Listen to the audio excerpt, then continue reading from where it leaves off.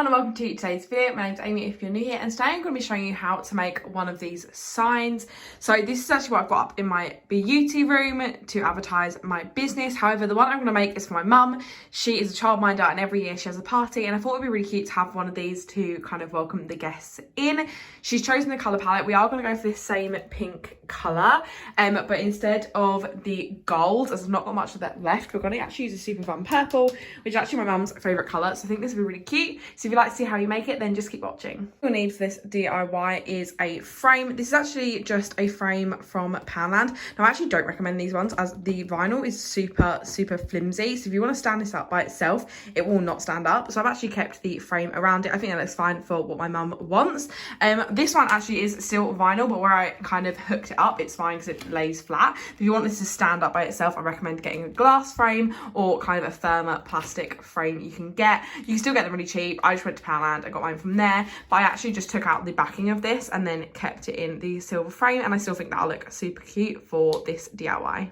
It's also a good idea if you want to be able to move it around. Obviously, if you have a firmer plastic, that will also work fine. But I thought this looks super cute. You can also buy acrylic if you want this to look super fancy, but I think this will be fine for the job we are using. You also then need your background paint. This can be acrylic paint, wall paint, anything that will stick to kind of plasticky or glass material. I actually just used this chalk paint, which I used for my bureau I already had. So use any wall paint you have or any paint you want to buy. And then what you'll also need is a Cricut, or you can also use an Etsy seller or someone you know who has a Cricut to get them to cut out your words. There's so many places online you can get it. You can get it on eBay, you can get it on Etsy as a set of just like vinyl sticker basically of what you want to say. I actually have a Cricut, so I'm going to make my own, but that is just an idea if you don't have a Cricut but still want to make one of these signs on the cheap. I'm going to use my Canva app to write down the words in the font I want, and then move it over to the Cricut design space and get it ready to cut.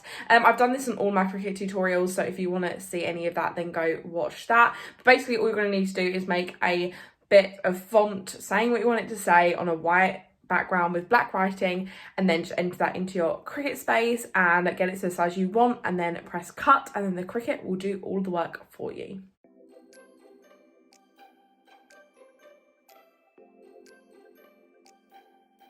A piece of vinyl on the table with a tablecloth on to protect the table.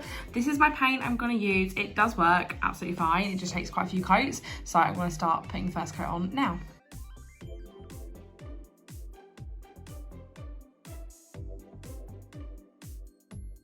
Okay, so as always with my Cricut DIYs, I'm going to cut off the excess vinyl kind of as close to the design as possible, and then I will get back to you.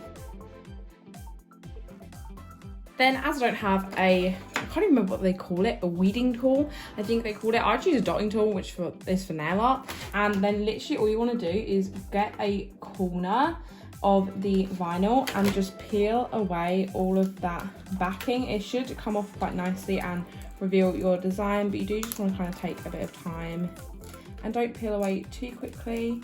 Just so the design sticks on nicely. Obviously, as you can see, we've still got the innards of the G and the D. We'll get that off afterwards. It's just kind of getting off the bulk of the background at this point, and that's all you really need to be doing.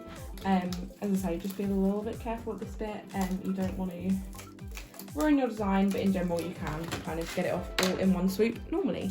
This is where the dotting tool really comes in handy. What you're going to do is you just want to get an end of the bit you want to get up and then simply peel it away. I'm going to do this for all of the pieces. This does get a little bit fiddly depending on your design. Obviously I haven't got too much, so it shouldn't take me too long.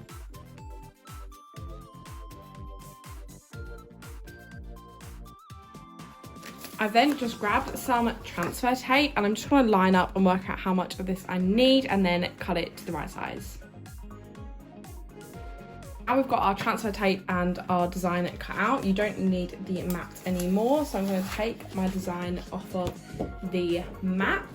I am then also going to just take the backing off my transfer tape, so take the paper side off, as all you'll need is this kind of checkerboard plastic bit. So just like that, I'm going to remove it and then lay that down onto the table. So as you can see, the checkered kind of bit, this is our transfer tape.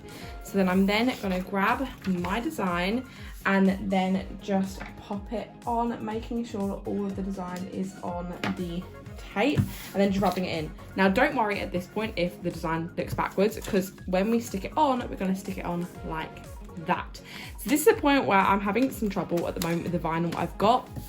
Depending on where you buy your vinyl, how cheap it is, kind of everyone prefers different brands. I just got a really cheap bulk off of Amazon, and it's just really sticks quite firmly onto the backing paper, and it takes a while to get onto the transfer tape, but with some perseverance and lots of scraping, you will get it off. I am going to carry on scraping mine, and then when it's ready, I'm actually just going to leave it on here until my paint is dry.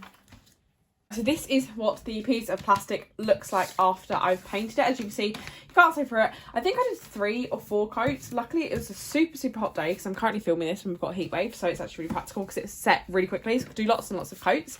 I'm just going to try and scrape this off onto the transfer paper, and then I'm going to stick it on. I think it's going to look super cute. I'm really excited. Obviously, I've done this 12 like to fill up the 12 inches that my cutting board is, but obviously if you want it to be bigger, just do the words kind of separately and then you can make it bigger. I think this will look really cute actually. I'm really excited for this. I might also, depending on what my mum wants, might add on some little bits and pieces later, maybe like a little teddy bear, a little balloon or something, but I'm going to scrape this off. Hopefully it won't be too hard. I think it's going to be these that might cause me a bit of problems, and yeah, let's get this stuck on.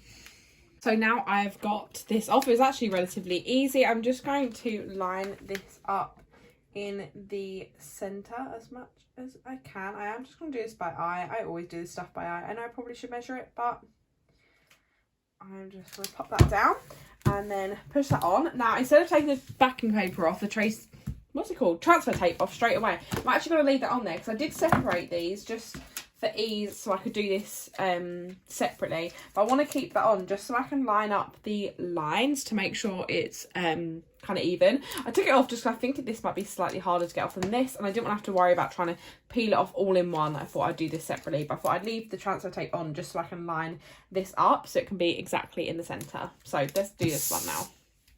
So now I've got that off. That actually wasn't too bad. I was definitely thinking it was going to be worse than it was. I'm just going to line this up just so it will be in the middle as much as possible, and then when I'm ready, just placing it down, rubbing it in firmly. I'm going to use my scraper again and just make sure that's on there nice and firm, and then I'm simply just going to peel off the transfer tape and it should all come off nice and smooth. Let's do the top one as well. And there we have it. A super cute sign, perfect for any kind of occasion, wedding, business. I've seen these done on like smaller picture frames, and then people put their Instagram in there. Again, literally, instead of buying a piece of acrylic or plastic that can be quite expensive, or even glass, literally just get a picture frame in the size you need it. Make sure it's a good one so it's glass rather than me with my flimsy one. But I just wanted to show you guys what you can do. These are really cute. You can use this for anything. You can personalise it and say with whatever you want to write, personalise it with fonts. You can even do this as like a bedroom sign. I think it'd be quite fun. There's so many different uses for this, and I think it's really cute. So I'm going to go show my mum this, but that's the end of today's video. I really hope you enjoyed it. If you did, don't forget to give it a thumbs up. Comment if there's any other DIYs you want me to try with my Cricut, and subscribe if you're not already, and I'll see you guys in my next one. Bye!